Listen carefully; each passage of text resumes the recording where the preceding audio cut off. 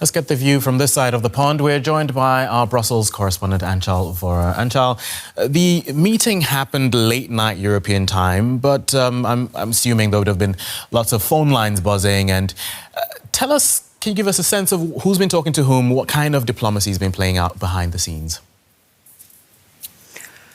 Well, indeed, phones have been buzzing. As promised, President Trump actually did inform or did brief his European allies, some of his European allies, about what transpired in Alaska.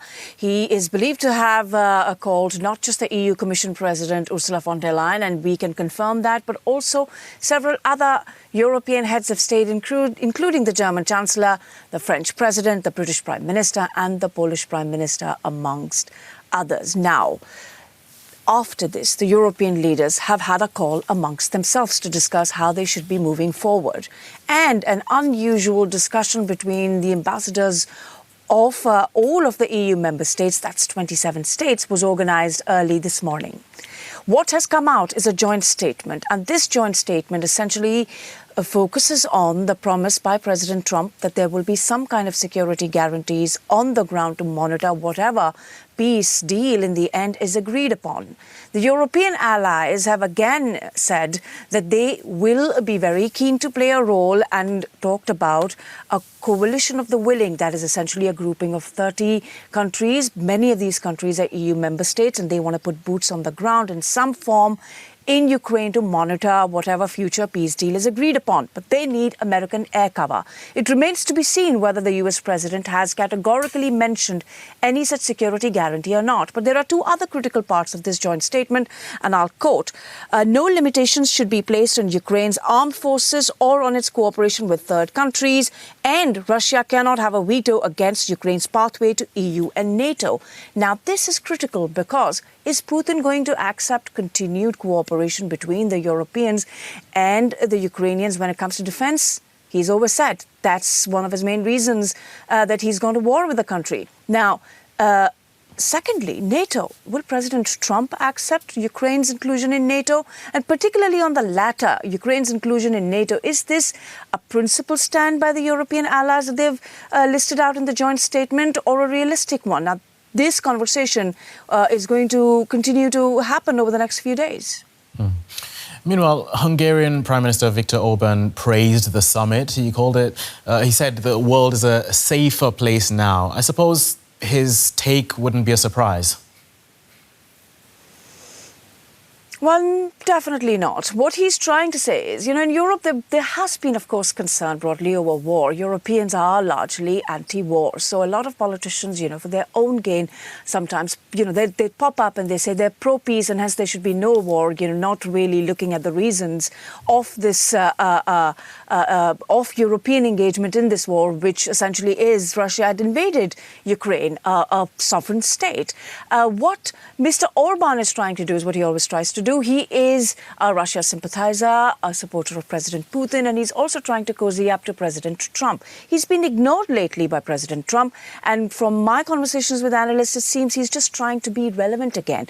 Is the world a safer place if two nuclear-armed powers talk to each other? Yes, it is. But in this context, the world is a safer place, at least in European view, if there is a ceasefire and if Russia agrees to one.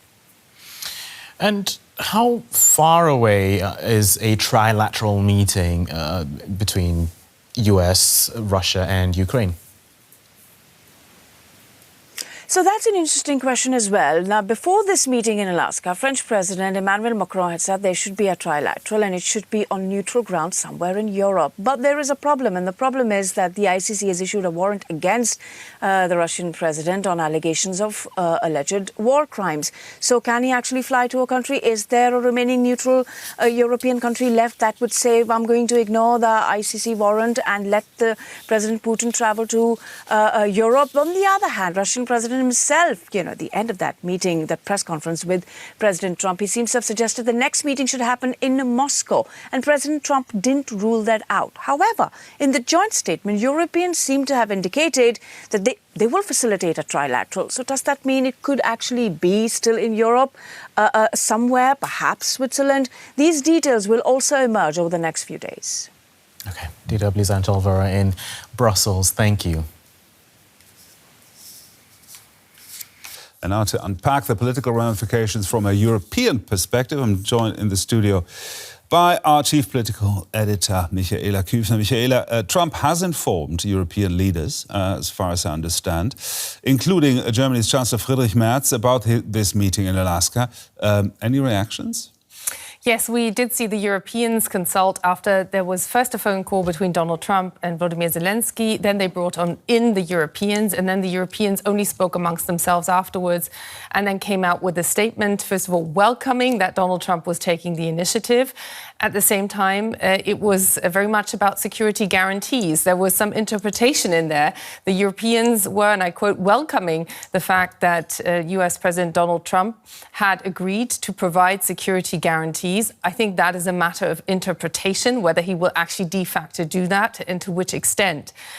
This clearly is a win for Vladimir Putin. We already heard from Konstantin that this is in terms of what he can use as propaganda at home.